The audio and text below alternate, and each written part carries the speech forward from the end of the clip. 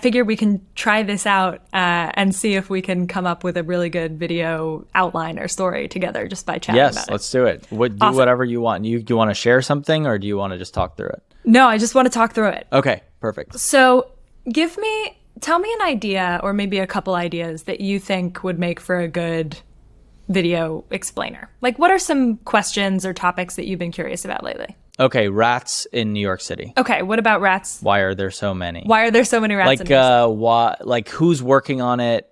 A solution, if anyone is. Okay, so that's our guiding question that we want to answer with this video. And I think one of the things that's really, really important is to preserve your unexperienced, your like non-expert question. One of the things that's tricky about making any kind of journalism, whether text or video, is by the time you finish the research, you've forgotten what made you like so curious, your curiosity hook at the beginning. And so you've lost touch a little bit with the person who doesn't know anything. So you need to remember who you were when you were the person who didn't know anything. That's really important. So basically, imagine you're writing a Google Doc and you put a little box at the top and you type in your question. Like, I want this video to answer, like, why are there so many rats in New York City? Like, we have everything, but we still have rats. Like, what's going on?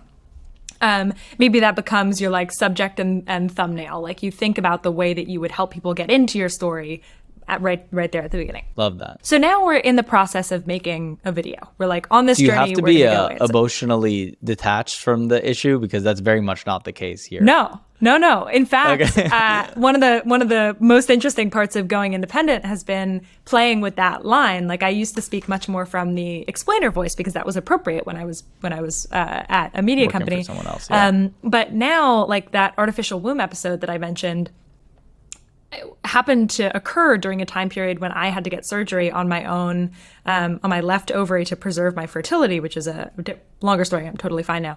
And I just sort of put the surgery in the video. I was like, I care about this because I'm struggling with this right now. And so the idea of artificial wombs seems great to me right now because I am so worried about my own fertility. Like that's a Amazing. Wonderful, like personal, if you have a personal story, great. So maybe one of your visuals is like you see a bunch of rats outside of your apartment and you take pictures of them or video of them like multiple times a day. And you're like, this is like, look at this, like that's kind of a gross visual. And you're like, look at this. Like, I hate this. Like, what's going on with this? Mm-hmm. It's gotten to the point actually where I have experienced exactly this so often that I almost think they're cute. Like I want them to stay far away from me, but I like almost don't mind them anymore because like I'm so used to the rats in New York. Anyway, you have to learn to coexist, otherwise. They're like squirrels, but uglier. Like totally. Okay, so we've got this visual of like there are so many rats in New York City. And now we're gonna start. We're creating 2 documents. The first is going to be like drop in all of your research. I call this an info doc, but it could be like just a research doc where you're generally you probably want to create sections and you just you're like doing lots of online research. You bought a book on rats and you're dropping in all of your what you learn. The other document is a visual outline. And it's really important that this is visual and not just what you want to say in the story. So literally, instead of having like a story that you create like an outline for an essay, you're literally going to write visual and then you're going to describe the visual. So for example, visual, shot footage, rats on my street, like 10 examples. Visual. And now our struggle, the big challenge is, what are the visuals that explain the answer to this question? If there are no visuals, then we're going to have to scrap this video idea, but I bet that there are. So just as like a cursory like thought process here, I bet you that there are maps of New York City that show where the rats are most. Heat maps of rats. And if you wanted to drill into that a little bit, I would bet that the data point there is like, well, I'm not sure rats, how we. I'm not sure how we track rats. Reported rats. Yeah. I've like little bit looked into this, and there's definitely, although who the hell is still reporting when you see a rat anymore? Oh my God, this is amazing. So there is a rat information portal on the New York City Health website. R.I.P. And this is a heat map of rat activity in New York. Right. This is amazing. It's colorful, it's green and pink and purple, and it's telling me where the rats are. This is totally fascinating. Okay. It's dynamic? Yeah, you can zoom in. You can see basically like Well, if we're tracking them, why aren't we killing them? Oh yeah, so we're tracking them. So it's like it's like, you know, this is very the interesting. airplane one where you can see like where every airplane in the world is. Like that's what I'm kind of imagining. Yes, it's basically so this is rat inspection. Okay. So this is basically like per block if there were rats there during the last inspection. Okay, cool. Okay, great. So there's a rat heat map. That's a great visual. So the story the first answer to your question, there are sub questions under why are there so many rats. One of those questions might be like, where are there many rats? Are there many rats just in my neighborhood? Are we talking about New York? Are we talking about New York State? Like, no, we're talking about these particular areas. And New York City is like so many different cities in one, then actually we're just talking about,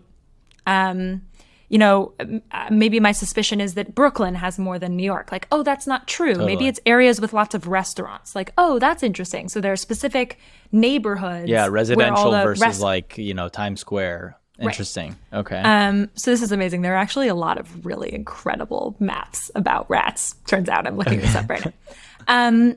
Okay, so that's interesting. That's a great visual that answers part of this question that might tell you, that might lead you into another question. So in the same way that when you're talking to someone who writes fiction, they'll say a really good fiction script doesn't go, this happens, then this happens, and then this happens. If you have the words and then, you know that you're just putting like events together in order. That's not a good story. It's got to be this happens, so this happens because this happened. Like it has to have a flow. It has to be causal. It has to lead from one to the other. Or it doesn't have to be causal, but it does have to have a relationship. Yeah. In the same way, you want your questions to lead from one to the other. It's not just a list of facts. We're going on a journey here, right?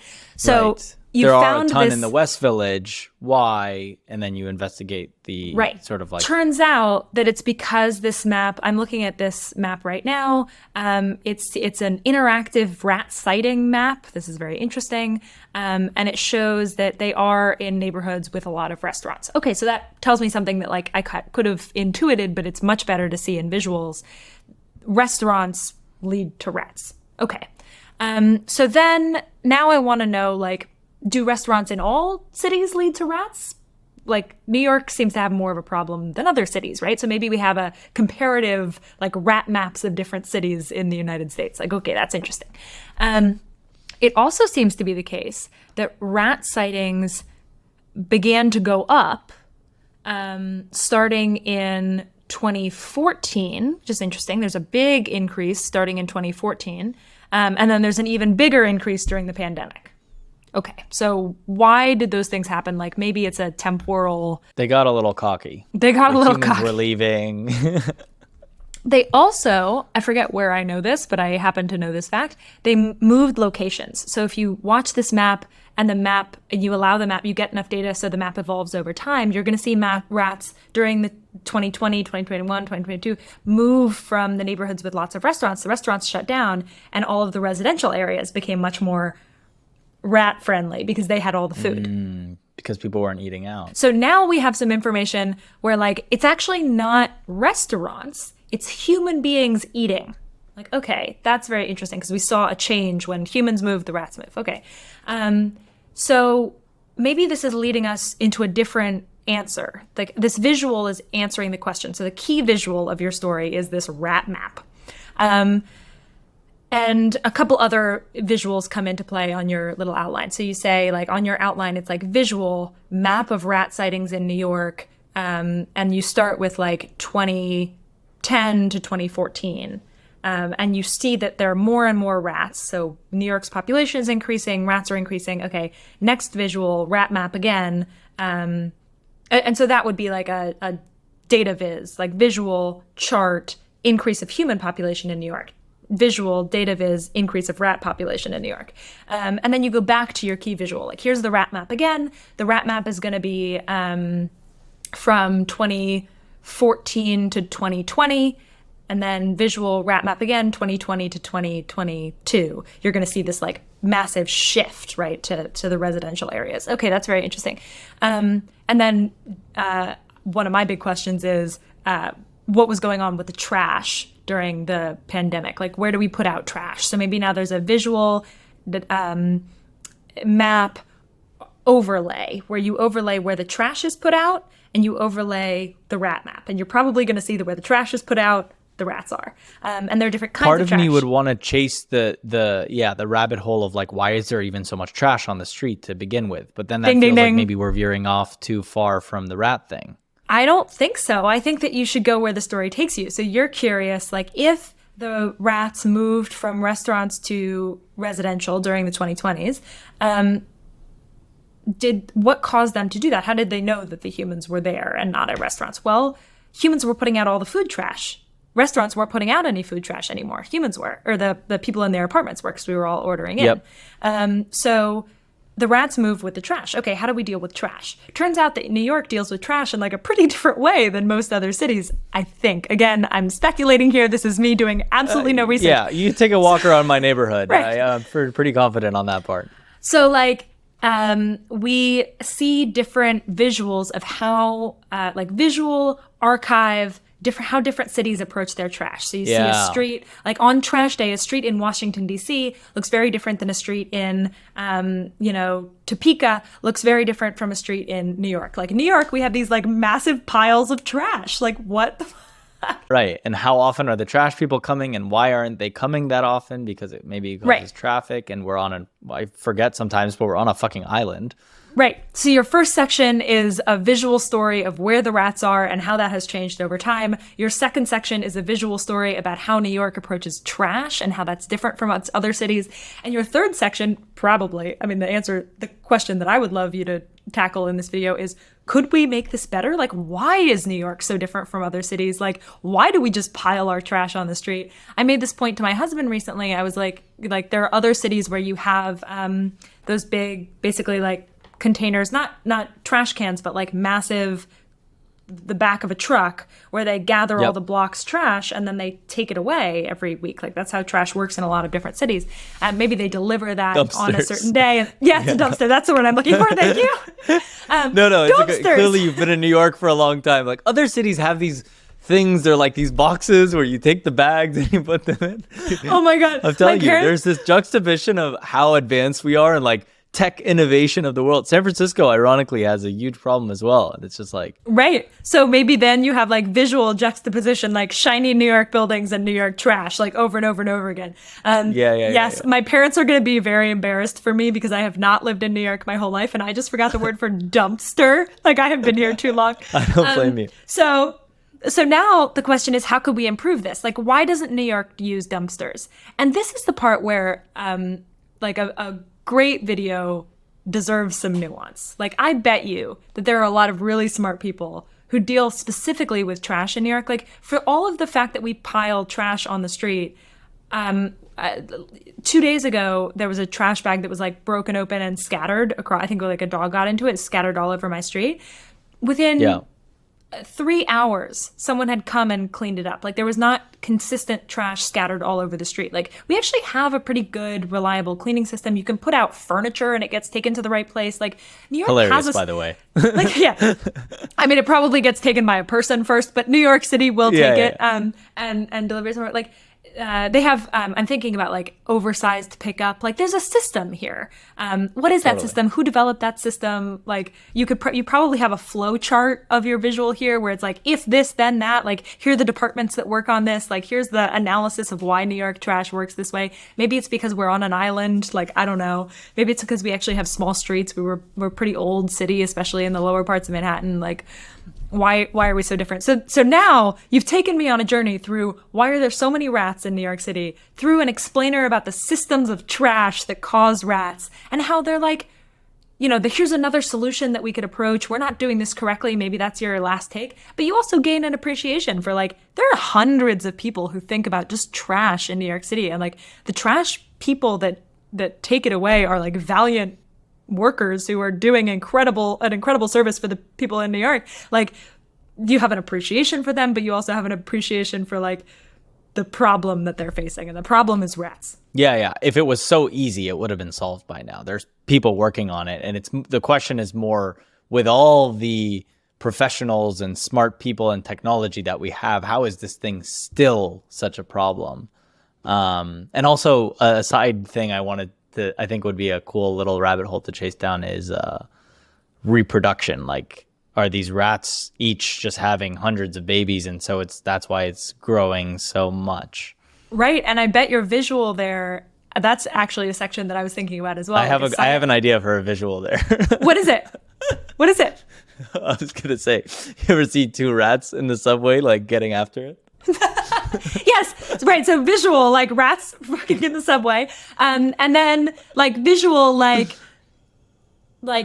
maybe there's something different about rat reproduction that we need to understand better. Like there's a rat scientist. There are people that study rats. Like you interview someone who studies rats, and they show you like a rat skeleton and a diagram that explains rats. 100%. And one of the things that I am so interested in, just sociologically, I was not interested in this before, but now talking about you, I'm like, I love that you've come on this journey with me, by the way, because I felt it when I gave you the topic. I was like, God, I'm so passionate about this, and Cleo's just not with me yet. Yeah, no, but here we go. Here we are. One of the things that I think is kind of shitty is I feel like automatic love for squirrels. I think they're super cute, but they're just street rats with fuzzy coats. Like they're fuzzy tails, and like I'm like discriminating against the poor rats. Also, because they like, have don't rabies have and stuff. Like they're like fully like carry Why are we diseases. so okay with squirrels? And also, like, do squirrels operate differently than rats do? Like rats, I have the impression that rats eat a lot more trash, and squirrels eat a lot more like nuts in trees. But I might be totally wrong about that. Maybe that's just my bias. Yeah. So now you have a section on human bias. Yeah. I bet it was some fucking Coca-Cola marketing campaign where they like painted the rat as a bad guy, and now the rat, and now like, and now visual Disney clips of rats being the villain. Rats are the villain in lots of movies. Oh my God, this is coming together. I might give this a shot. I'm gonna make my YouTube debut on. Since you didn't give me any, I was hoping if you gave me a runner-up for Huge If True, I could steal it and make my own YouTube channel. That was you could have. Sorry, I didn't have any other good ideas for sure. Well, now I do. Now I'm just gonna make it rats and the explanation videos of rats. But here are the key things here. Number one, you started out with a question that we found out does have an interesting answer. There's a whole bigger story behind your question. The question isn't just like. Actually, it's kind of hard to think of why are there so many rats? It's kind of hard to think of a question that wouldn't lead to an interesting story. Like any question could, you just have to find the meat on the bone. So you started with an interesting question that people can relate to. You discovered that there is an interesting explanation with a bigger story about trash and trash management. And you have a key visual, that map that you have to see in order to understand the next part of the story, where like you see the rat population and distribution change. And you're like, oh, that's why I know, like that's how I know that it's trash. And then you see a key visual that explains the trash problem. Like it's a comparison between cities. Like we could explain this to each other because we're describing visuals, but like it would be much better if over the course of a coffee, I just showed you the thing. Right. That's a great video. And then you can this thing that you mentioned earlier, like this, like you see how they're always all over the street. You know what I mean? If I was explaining this to someone in New York City, it'd be fine. But if I'm explaining this to someone who lives in Columbus, Ohio, they're like, what do you mean there's fucking rats everywhere? Yes. And I'm like, no, you don't understand. Like, they're just everywhere. By the end of your visual outline, you should be able to basically, almost without talking, show people a list of visuals and they understand the story. So at the beginning of the document, there's a picture of a rat, or like many rats in your street. And I'm like, oh, why? Why is that happening? Then there's a map of the rat population. Then there's a map of the rat population changing. Like, that's interesting. That's visual. I don't need you to tell me anything about it. You would write voiceover. But like, Like, oh, I Totally. see it. I can understand it without anyone telling me anything. Then there's a picture of like trash bags in New York streets. And I'm like, oh, obviously the rat's attracted to trash. Got it. Et cetera, et cetera. And so by the end of your visual outline, you should basically need to do no descriptive work. The visuals tell the story by itself. And then your job becomes so wonderful and so easy because you're just like putting in the visuals to a script and then moving people from one to the other. Look at this. Now look at this. Like, now look at this. That's basically the bulk of your work from there on. I love the 2-column thing that you've described. I've heard you talk about that in an interview too. And I think like literally having a document that's structured in a way where you have to side by side forces you to say, you know what, like I can kind of just write a script for this. Like there's no reason for this to be a video. So I appreciate you taking us through all that. The 2-column script, just to tell people what you're talking about, is on the far left side, you have the voiceover, but in the middle, you have all of the visuals that you came up with in your visual outline in order so that people understand the story. And then you're just adding the text to the side to guide people from one to the other. And then the 3rd column, actually, I write 3 columns. The 3rd column is sources, so you can go back and fact check. Right. Totally. Yeah. That's important. Sometimes I'll write something down and I'm like, where did I heard this on minute 32 of a podcast that I listened to 2 weeks ago.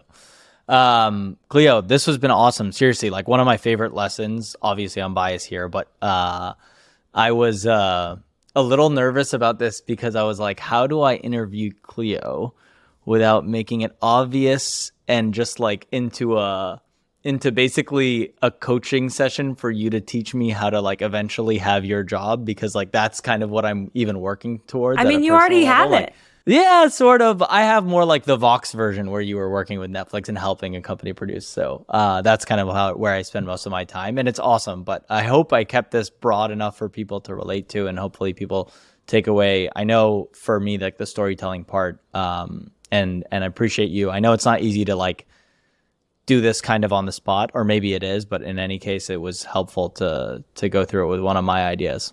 It's super fun.